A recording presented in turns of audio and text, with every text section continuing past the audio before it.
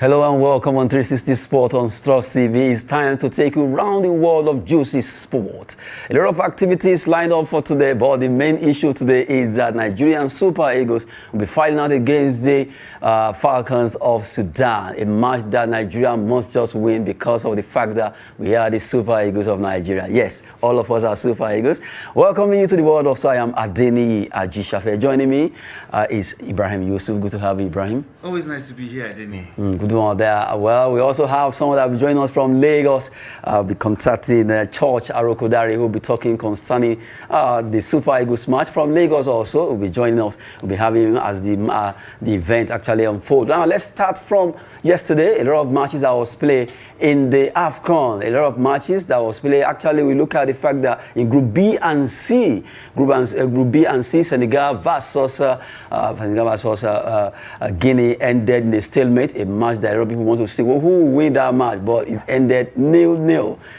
Guinea 0, Senegal also 0. You look at Guinea and Senegal, they are actually sharing this spot now. Well, it's Senegal and Guinea that are standing top of that particular group after playing goalless. Malawi and Zimbabwe. Malawi have 3 points. Zimbabwe also, they have no point yet. And if you transfer that to Group C, where they also play some matches, you look at the way the table is standing right now in Group C. You have Morocco. They've qualified for all the matches so far played. Now they've won 2. They won 2 matches. They have 6 points. Gabon with 4 points. Ghana with just a point. Despite playing draw with Gabon, Ghana still not to be getting their acts together at all in this competition. They are really struggling. Looking at Ghana, Gabon, Morocco in Group C. Group B, Guinea, Senegal are topping in that particular group. Now we have started talking about AFCON, and the focus today will be on Super Eagles. But before we talk Super Eagles, we quickly look at a particular incident happened between Ghana and Gabon. A particular Ghanaian player doing what he was not supposed to do, and that has generated a lot of talk from people that he has brought a lot of discussion. Ghanaian player. In fact, it was not found after the ref brought out the red card. Yes.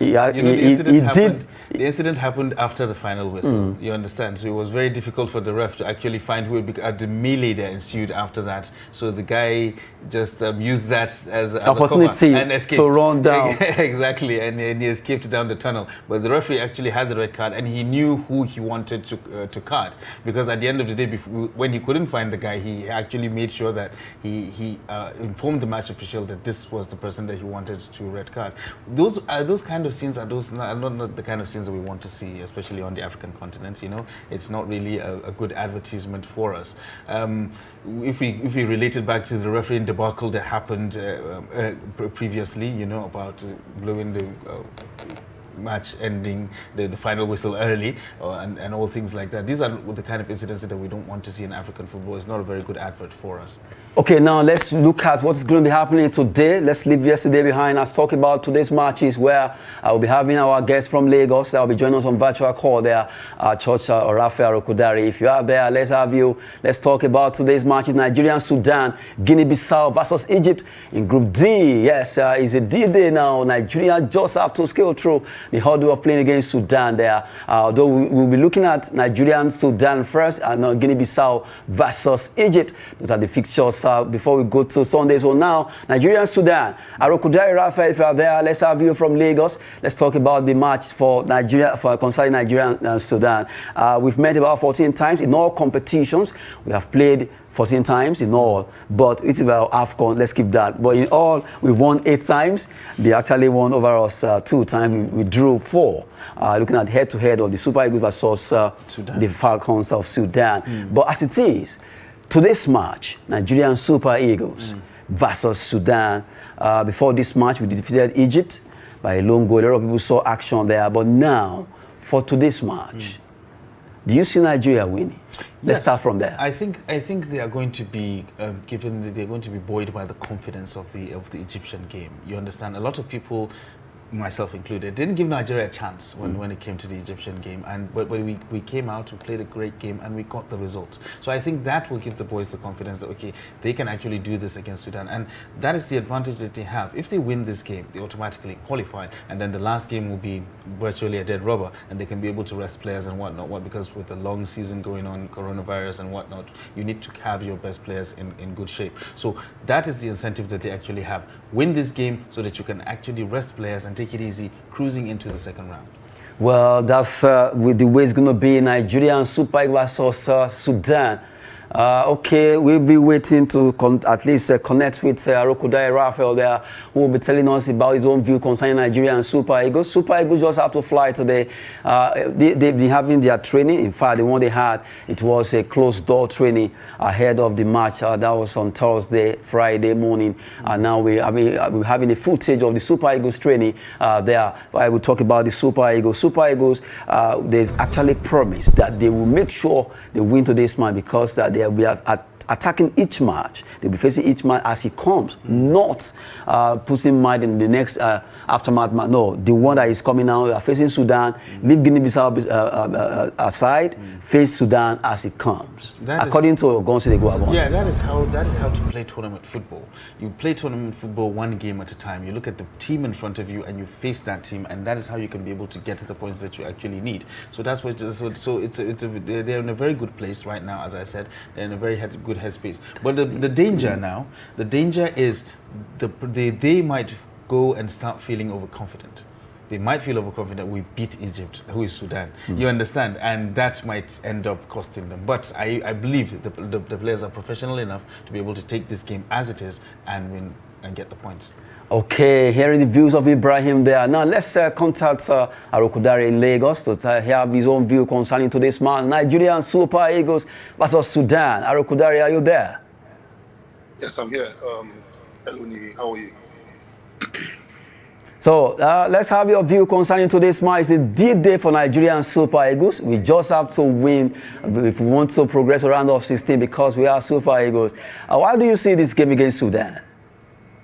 I think it's going to be a good one for Super Eagles, comparing the talents that we have in our team to the ones that Sudanese have. No disrespect, but our talents are actually way better. So I won't say it's going to be a thrashing, but I expect us to do better than we played against Egypt. I also think we shouldn't get our hopes too high, because knowing Super Eagles sometimes they tend to flutter. But I think it's going to be a good match. I think we should win this one by 2 goals. Maybe 2-0. Okay, from your own view prediction, you believe that it's going to be 2-0? Yes. Okay, now, if that is the case, let's look at performance, the Super Eagles' performance against Egypt. According to the coach, the interim coach, he said that they will make sure they attack this particular game as it comes. Against Sudan, they will not be complacent. They will take it very serious against Sudan, and they want to face this match with at least the way they play against Egypt. The way you saw Nigeria against Egypt, do you believe it is very possible against Sudan? Yes, I actually do. I do. To be honest, the performance against Egypt was quite surprising. I didn't think we were going to play as well as we did. But if we can just replicate what we did in that match, I think we should actually come out with a very good result. Okay, from your own side, Nigerian Super Eagles, let's hear your maybe your own formation. Is it going to be the same 4-4-2 you think will happen? Yes, I think we're going to use the same 4-4-2. If it was left to me, I will make just one change. Maybe okay, and that will be Chukwueze. Okay, for who? Chukwueze. I'll put Chidera Ejuke for Chukwueze. Okay, Chidera Ejuke should come in for Chukwueze. Yes. I feel Chukwueze didn't really do as much in the first match. So maybe we might need just Ejuke to come in and inject some pace. And I think with that, we should be good. But I'll still stick to the same 4-4-2. It worked really well against the Egyptians. So, yeah. Okay, were you not satisfied with Chukwueze's performance in the first match? Compared to what Moses Simon did on the left wing, I think enough. So I think. Okay, so you expect him to at least do better in the right wing? Yes, I think. Okay, well, for now, let's look at the issue that's of Kenneth Omero. We have that right now is better. He will be playing in this match. Do you expect much from him as the defense? Yes, Omero is quite an experienced defender. He has been playing Super Eagles team for quite a while now. He has played against top players like Messi and Ronaldo in La Liga. So yes, I feel like he has enough experience to be able to contain the attack of the Sudanese. So yes, but if he's not fit enough, I also know Awaziem can do a good job. So, but as it is, Awaziem still not to be really fine. Talking about the knock he had while in training, and that has lingered on. And for now, if Awaziem is not playing Kenneth, we believe Kenneth should be able to do it, right? Yes, he should. And also, Semi Ajayi can also come in. Okay, yes, Ajayi came in. I remember he came on during the Egyptian match between Nigeria and Egypt. Maybe he could actually come on also today. Yes, he can. Now, do you think we have what it takes to hold these Falcons of Sudan? Well, I've been talking tough that they will defeat Nigeria, they will do this. A lot of talk from the Sudanese players. Football is a game of chance. We can all get the pitch and get the results. But I feel like they are trying to play a psychological one. Okay, mind games, right? Yeah, they're playing mind games. I'm sure they themselves are actually trembling at the thought of playing Nigeria after that first match. So yeah. Okay, just hang on there while we talk with Ibrahim as we're talking about the Nigerian Super Eagles. Arokodare just reached out to us and concerning that particular match. Nigeria-Sudan, 5 p.m. today, and it's going to be a cracker. We must fly over Sudan. Well, look at this. Super Eagles, Falcon of Sudan. Falcon, Eagles. Yeah. Who will carry the day? Well, definitely we as Nigerians. As Nigerians, we hope that the Eagles can be able to do it. But he just made mention of something that we should really limit our expectations. You know, we shouldn't put too much expectations on it because we talked about this pre-tournament. Sometimes you don't know the Super Eagles that are going to turn up. You know, when you expect them to go out there and do the business, you might find the Super Eagles that played against Cape Verde and got beat. When you're expecting them to get beat, then you see the Super Eagles that turned up against Egypt, and then they'll get it done. So we really don't know which Super Eagles is going to turn up, but we hope we get the Super Eagles that did Egypt. Exactly, not the one against Cape Verde, so that we can actually get this business done. Because as I said earlier, I won't want a situation whereby we can qualify after 2 games and then we can be able to rest our most important players, because knocks are coming. You know, players are getting knocked about here and there, picking up little injuries that might be able to put them out of the tournament, and those are issues that we need to try to avoid, because sometimes, most especially in our attack, it's a bit thin now because we don't have a lot of players available. So we try to manage our players. So once we get this win, qualify, because Morocco has already done it now, you know, so Morocco can rest easy knowing that they are actually in the second round, which is something that everybody should aspire to. You know, we shouldn't be leaving it till the last game to be able to get a result. We need other results to go our way before we can be able to qualify. We've got a great result against Egypt. Let's go out there, do the business against Sudan, win this match, qualify, and then we can be able to rest.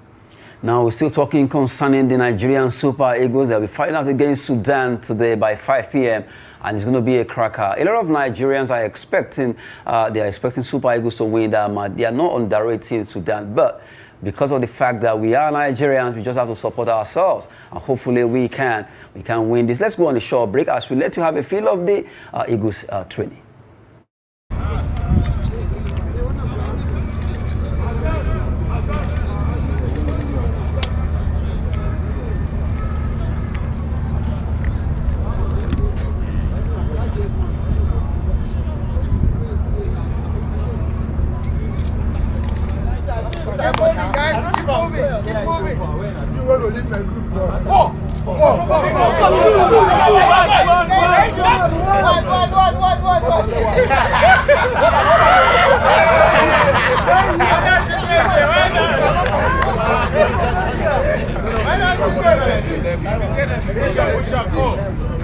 That's how you want.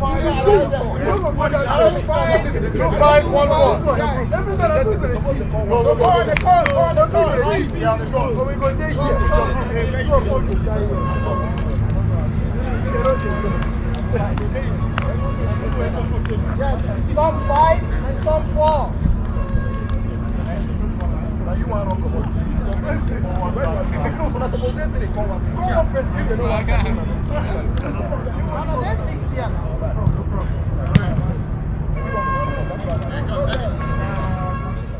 Nigerian Super Eagles, they are getting ready for the Falcons of Sudan.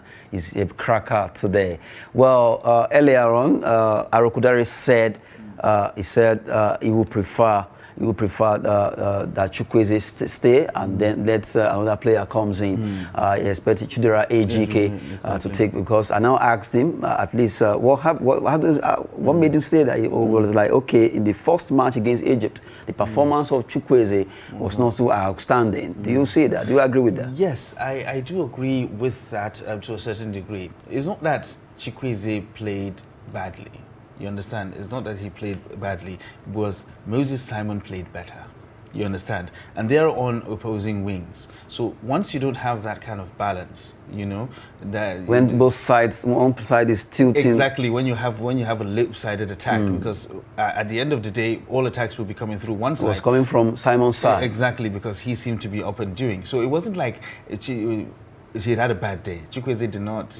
But it was supposed to be at least at that level that Simon was also operating. Exactly. So that the wings can go this way. So that we can have that kind of balance, you know, because wing play is very, very important. Most especially if you're playing against a team like Egypt at that time that actually wanted to hold the ball, pass it around, go into the pockets of spaces and whatnot. Once you expand the pitch, go through the wings, and that's where you can be able to hurt them. So we could have hurt them more if Chukwueze was up to scratch then, because Moses Simon was playing far better than he was. So I wouldn't say that he had a bad game, but Simon had a better game than he did. So I can see where Orukudari can actually have that idea that maybe we should drop Chukwueze and then bring somebody in to see what he can do. Okay, still on the show, 360 Sport. Now, Orukudari, just about what you said, he just buttressed on it concerning Chukwueze's that wing from the right for Chidera Ejuke to come in. We're looking at that particular situation. If possibly Coach Eguavoin can also see what you see concerning that Super Eagles and actually harkens that particular suggestion. Chidera Ejuke coming in to play first, to stand in first for Samuel Chukwueze to stay back, while who knows, maybe he will pick better alongside Simon Moses, right? Yes. I'm really hoping that the coach of Senegal would make that change, because in the few minutes that Chidera came on, he looked very vibrant. He had we saw some flashes.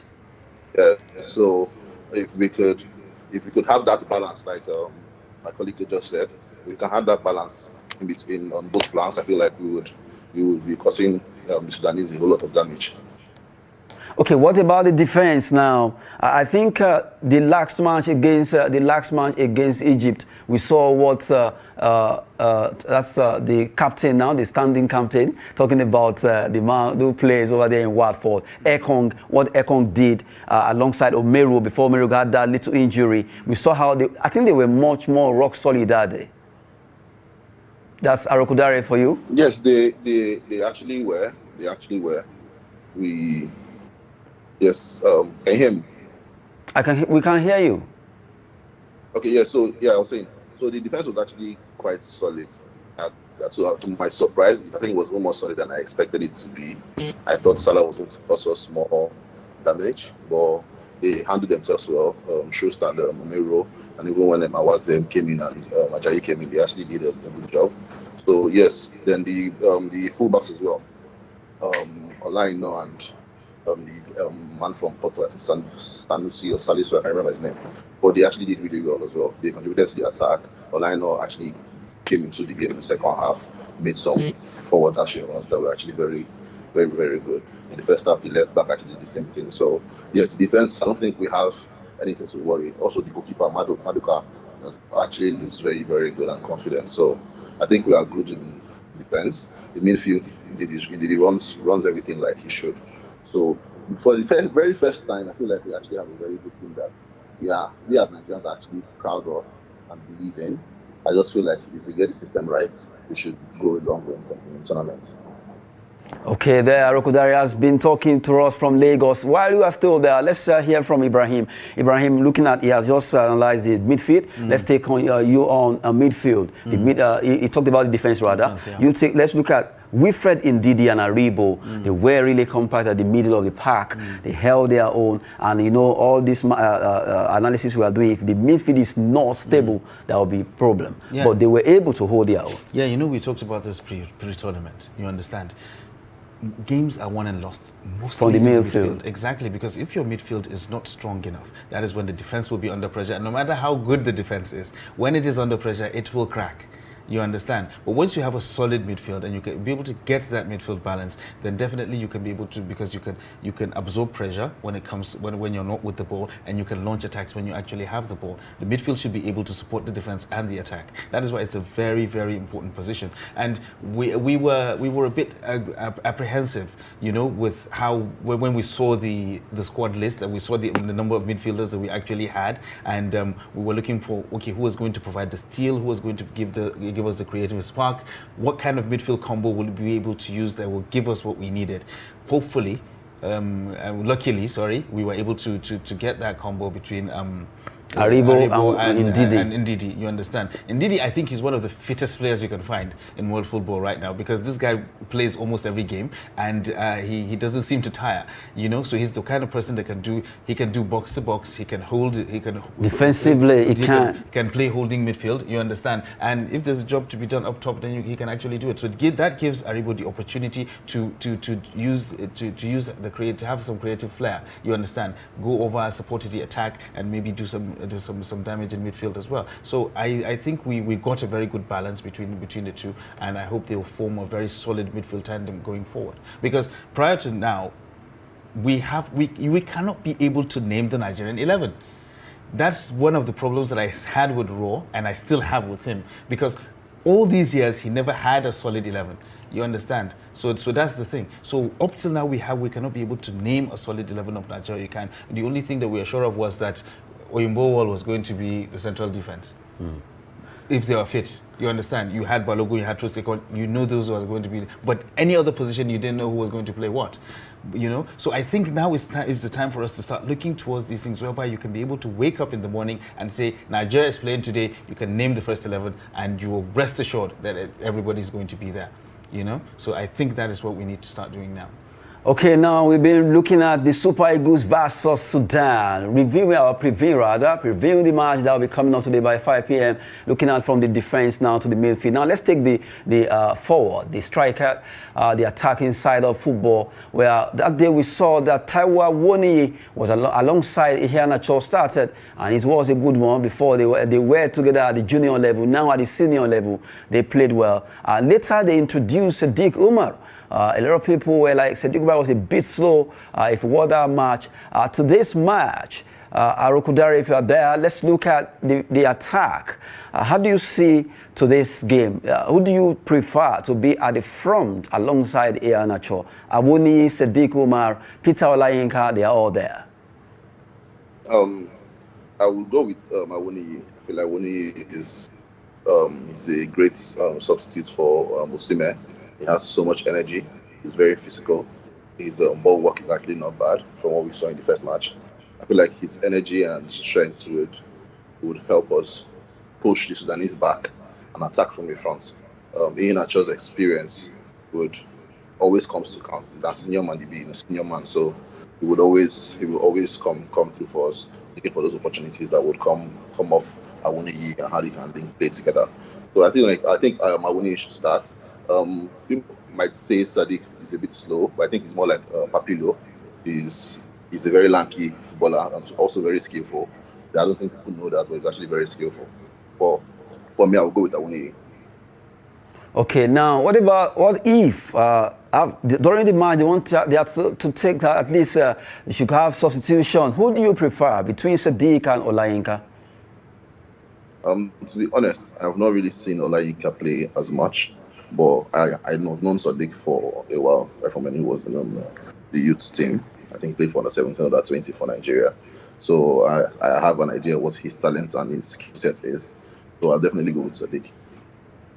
Good one there. Now, while you are still there, Ibrahim, your own forward outline. Let's see. Do you prefer Olahinka Sadiq or Awuni Sadiq? Although still our main man, although is aging now. That is Ahmed Musa. We have not even talked about him. His experience is also there. Yeah. I think I will align with Arokudare exactly to a certain extent. You know, I think when you need to start the game, you need to start the game with intensity.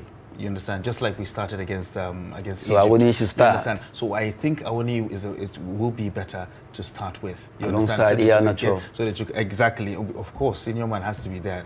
Yeah. So we have that intensity. Push them back, get them on the back foot. You understand? But when you're looking into game management now, when with this at the tail end of the match, you're winning by maybe a goal or two. You want to manage the game to be able to, and that's when you need somebody in the mold of Sadiq.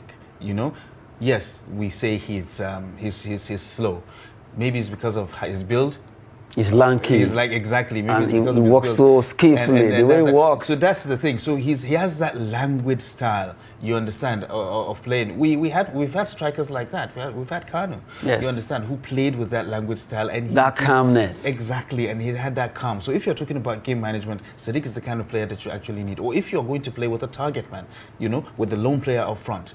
That is the kind of player you need. Somebody that can be able to hold on to the ball, bring in other players into the fold as well. But if you're playing with a two-man attack, you need as much intensity as you can. So senior man and Awoni, I think they are our best bet. Yeah, who is the junior man in that team? Come on, man. Seriously, Nigerians just carve a name for Kelechi Iheanacho there. Senior man, Kel, that name stuck. I'm sure one journalist actually mentioned that, and he's stuck since that day till date. Exactly. Senior man, Kel's everywhere. Exactly. Well, some people said he actually had a soul that he's using to take his bath. That's why he keeps scoring a lot of goals. Well, we just hope that he will be able to score today. And also, all the team players, they should work together and make sure Nigerian Super Eagles win. And we want to smile today. We want to get 6 points and also qualify. Now, let's look at the goalkeeping department, where we'll be looking at Maduka Okoye, Daniel Akpeyi, not forgetting Francis Uzoho, Arokudare. Now, we are looking at the goalkeeping department.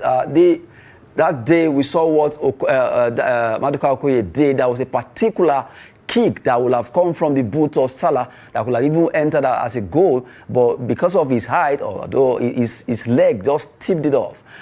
Who do you see manning our goalkeeper angle for today? Like you said, Maduka made a great save. I think he had a very good first match. He made a very good first match. He's also been having a very good season. He quite aware that. I'm quite aware that he transferred from. We have a little network issue there where Arokudare was trying to explain. Now, Ibrahim, looking at our goalkeepers, Maduka Okoye, that's our number one for now, as they call him, the Oyinbo fine boy. Now, do you prefer him still manning the post today, or Daniel Akpeyi, who is rated second, or Uzoho? They made Maduka the number one for a reason, because they saw what they saw. You understand? And for anybody who has actually watched him play, you can see that he is a goalkeeper that has excellent reflexes. And that is one good thing that you need to watch out for in a goalkeeper. You know, he has excellent reflexes that he can be able to do that. So I think in the goalkeeping department, we're sound. Maduka can actually do that job for us. And there's really no need to change this. It's just like Orokudare said earlier, you know, he'll go with the same set of players, but maybe just make that change with Chukwueze, and because it seems to be working. Those sets of players seem to be working. Force people feature. Exactly, they seem to be gelling with each other. We just talked about the combination between Trustekong and Omeru at the back. You understand? We had fears before. You know? And that fear was actually allayed. We saw Seydou Sanusi played. We saw midfield, Wilfred Ndidi. Exactly, and Ndidi and Aribo, they actually did the job. We saw Kels and Awoni up front. So we know that these guys can actually do that. So why change it? You know? So Maduka is our number one, so we stick to our number one. Good one there. Well, Arokudare, do you agree with that? That Maduka Okoye should still continue to man the post among the goalkeepers? You have 4 goalkeepers there. Do you agree with that? Yes, I actually agree with him. I was about saying the same thing he just said. There's no need of changing your goalkeepers when you know your number one. He doesn't, I think for goalkeeper position, he doesn't breed confidence. when you keep changing your keepers. So for you to be a keeper, you have to be very, very confident. So we don't need that imbalance in the team. So we just need to play with what we have. We have a winning team. Maybe 1 or 2 tweaks, and I think we should be fine. Okay, now let's talk about the coach. You know, before the match, a lot of people were actually scared for Iguavon. People like you, Ibrahim. Yes. Yes. Scared for him. But yes, but that fear, to some extent, was he allayed a bit that day? Yes, it was a bit allayed. You see, the problem is, it's not that I'm scared for Iguavon. It's that I sympathize with Iguavon. Yes, okay. Yes, you understand. He has my sympathy because no matter how well he does, he's not going to be on the job after the tournament.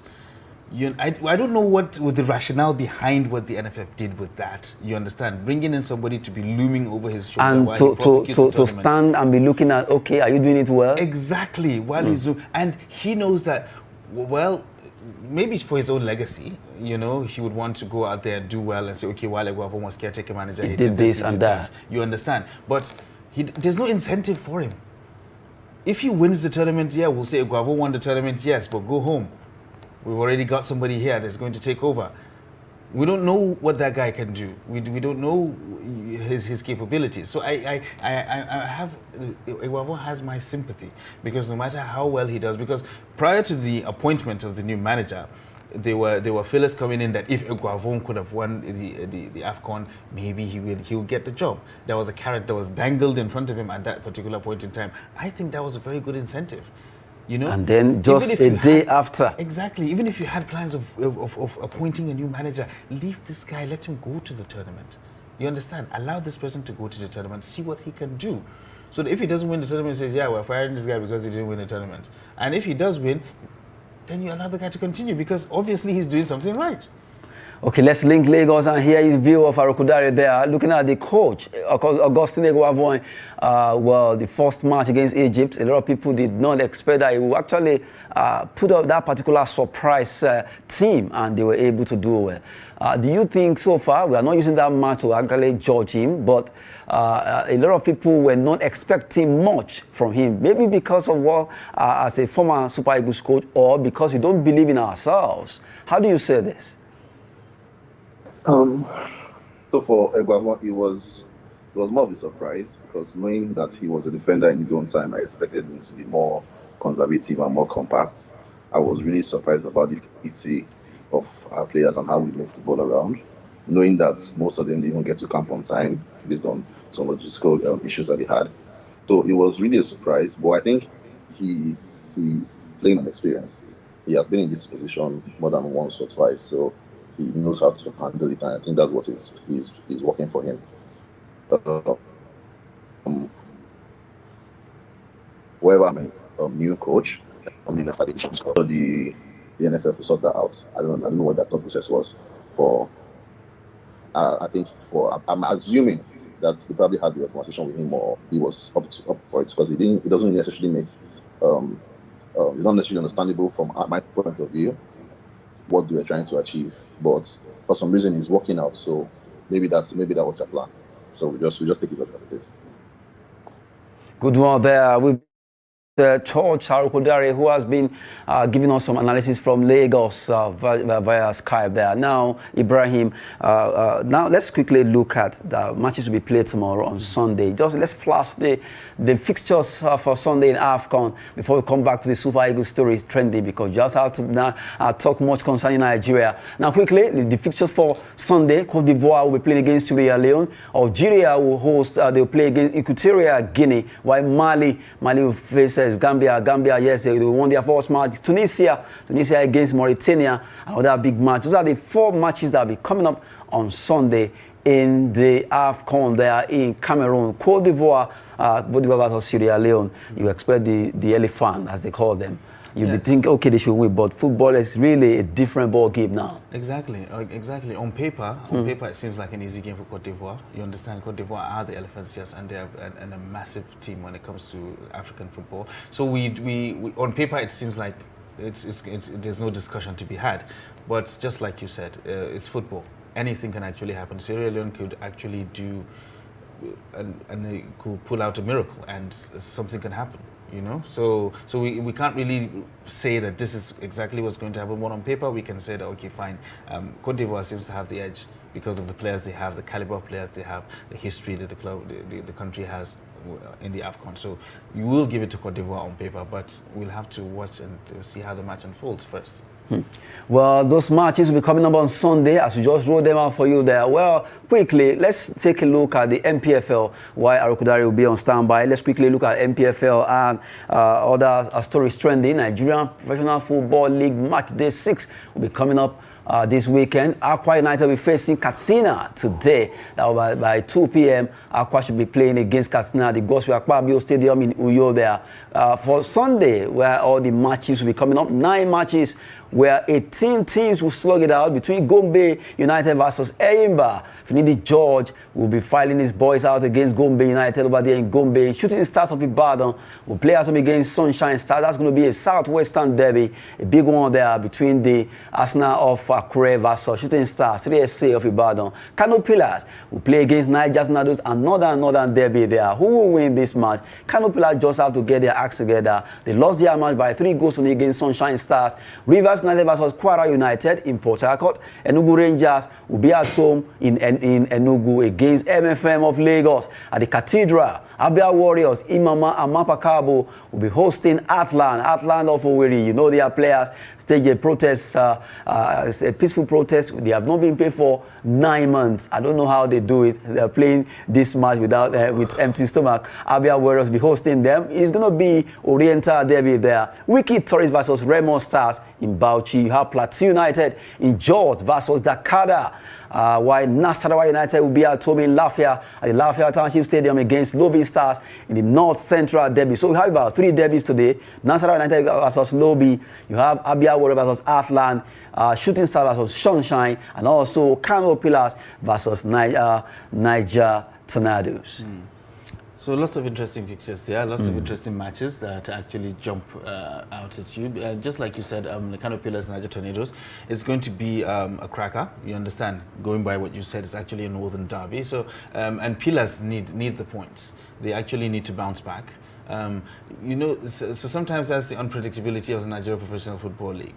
Pillars beat Eyimba by 3 goals to 0, and then they go ahead and they lose to another 3 goals. You conceded 3-0. Exactly, they lose. They lose to the 3-0 again. So those are some of the things that we look out for in the Nigerian Professional Football League. So I believe Kano Pillars Niger Tornadoes is going to be a fantastic one. But since it's the Nigerian Professional Football League, we'll have to give it to Kano Pillars since they're at home. Now, talking about Nasarawa versus Lobi, you have Balani Q, the coach, experienced coach of Nasarawa United, against Eddie Dobraye of Lobi Stars.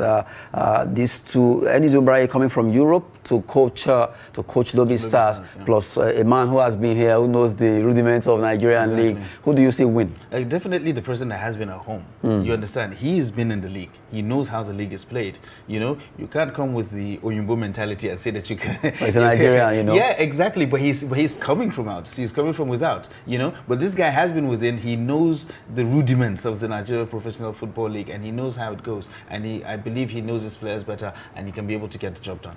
Quickly, let's take some sporting stories now. Let's tell you that in basketball, Magdiball Championship will be dunking off today in Abuja at the MK Abiola Stadium, where different teams will be showcasing their talent for men and women. When it comes to basketball, Magdiball Basketball Championship has really given that platform template for Nigerian basketballers to showcase their talent. Different stars will be there. We had a Two-Face will be there also, not forgetting other stars that will be coming to show their support for sport. Sports and entertainment are really interwoven. So, Magdiball Championship coming up today in Abuja. It will be dunking off there. Different actions are coming up at the MKO Abiola Stadium. And still talking about other sport. This time around, we're talking about volleyball, where the Regional Unity Cup that took place in Oloru, Kwara State, has ended. You have the ladies from Plateau. They are celebrating. The Plateau Rocks, they won their encounter. They will actually become the champions. Sunshine Spikers won for the men as they won their. Sunshine Spikers defeated New West of Ogun 3-2 as Plateau Rocks also did well against Niger Ravens. That's celebrating their coach there. 3-0 they won that game. So young a team, Niger Ravens, but they lost against Plateau Rocks. Plateau Rocks show their class and they are celebrating. Bringing to you basketball and also volleyball stories now trending in the world of sport. Let's leave that aside as quickly we move straight to talk about another story. EPL now. Some matches will be coming up in the English Premier League today. We just have to quickly look at it. Arokodare, stand by there so that we can have some EPL matches quickly. Manchester City against Chelsea, a big one there. Who will win this match? Manchester City, Guardiola versus Tuchel. That's the topic now. Newcastle versus Watford. Norwich City against Everton. Southampton travels to play against Wolverhampton Wanderers. Aston Villa, the Villa Park, hosts Manchester United. Liverpool versus Brentford in that pecking order of matches that will be coming up today. West Ham United in the city of London, they play against Leeds as Arsenal travel to play against Tottenham, although in the same city of London, because it's a derby between Tottenham Hotspur and Arsenal. Arokodare, are you there? Let's look at Tottenham versus Arsenal. Do you believe Arsenal can at least turn things around? Although they held their own against Liverpool in the EFL Cup, against Tottenham Hotspur, can they do the business? I think it's going to be a very tough match. Conte is a very tactical coach. Mateta has proven to be, has turned it around at Arsenal. So yes, it's going to be a very tough match. But I think Arsenal is going to lose this match by a goal to 2. I think Tottenham will win this match 2 goals to 1. I also heard that I think they might postpone the match. I think Arsenal is putting a complaints that they don't have enough players to register for the match. So we're still skeptical about it getting played in the first place. So, but yes, I will go with Tottenham to win Arsenal 2-1. Well, I think I have someone that will be digressing a bit from your view. He's a Tottenham fan. Ibrahim is here. Okay, he said he will be going with Arsenal. So you that you are a Tottenham fan, well, I hope. Well, you see, it's a derby. You really can't call a derby.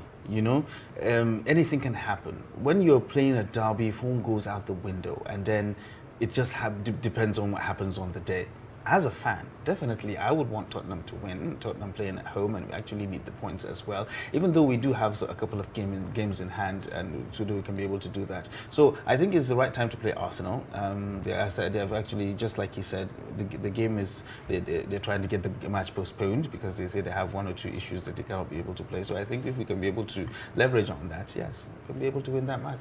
Okay, both of you are okay. You go with Tottenham. He's going with Arsenal. Let's see who go with that particular game now. Manchester City versus Chelsea. Arokodare, this is a game that a lot of people want to see. It's a very big match between Chelsea and Manchester City. Table topper against a Tuchel team who seems to be getting really, maybe, let me say better now after qualifying for the final of the EFL Cup. Now, how do you see this game? To be honest, I think Man City will win this match. But if I'm going to go from a fan perspective, I would say I want Chelsea to win. I'm not a Chelsea fan, I'm a Man U fan. But we're trying to close it. And Pep is making it look like too easy for him. So we need them to lose some matches. So I'm going to go with my head and say Chelsea to win this match. I can't necessarily predict scores, but I want Chelsea to win. So automatically you are tilting towards Manchester City? No, Chelsea actually. Okay, you are tilting towards Chelsea. Well, I think looking at the way Manchester City have been on rampage since December, before Christmas, they've been doing, and now you believe that Chelsea can actually run them over? Not necessarily. That prediction is coming from my head, not my heart. I can see you smiling. You are not too sure, right? You are not too sure. I'm not too sure. I know Man City. Or the fear of Guardiola and his boys is the beginning of wisdom. Is that your thought? Exactly. Okay, you. Yeah, so Ibrahim. actually, just like he said, if he's going with his head, then definitely his heart is with Chelsea. But if he's with his heart, then he's with Chelsea. You know, but really look at it when you look at both teams this season, and you look at the recent games, and you look at the current form. Definitely, you'll have to give it to Manchester City. You know, there's no two ways about it. Yes, Thomas Tuchel is an amazing manager. He's a fantastic manager, and they've got really good players in Chelsea that could really they can beat Manchester City.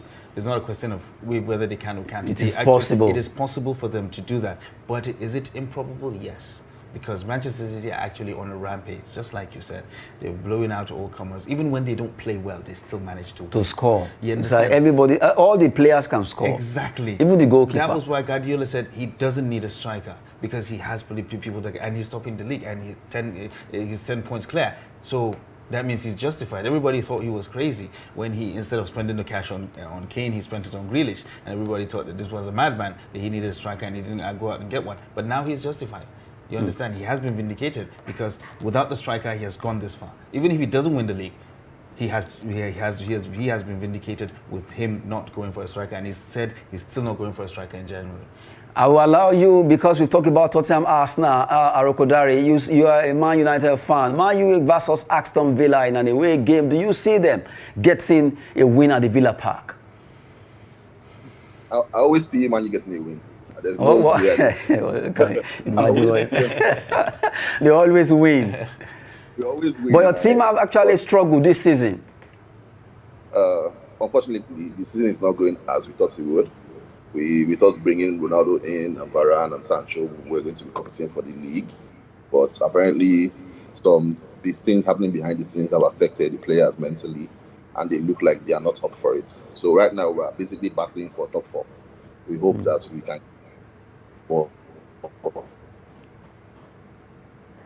Okay, do you expect a win today?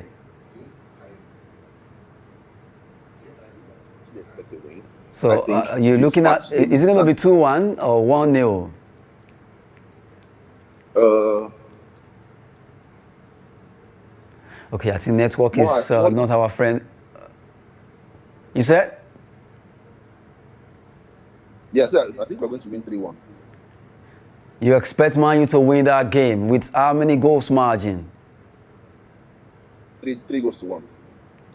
Okay, well, quickly, let's just before we go, let's look at all the matches that will be coming up this weekend in other leagues, Italia, Serie A. As we look at the fixtures quickly, matches that will be coming up over there. A lot of matches that will be coming up this weekend, Italia, Serie A. As we have them for you, there are Sampdoria, Torino, Roma versus Cagliari. Roma, they've been losing. Well, they just have to get their acts together. Atalanta, Inter Milan, Fiorentina, Genoa, Juventus against Udinese, Salernitana versus Lazio, Venezia against Empoli, Bologna versus Napoli, and AC Milan against Spezia. Taking that straight to go to other matches in Bundesliga. Let's look at Bundesliga fixtures quickly.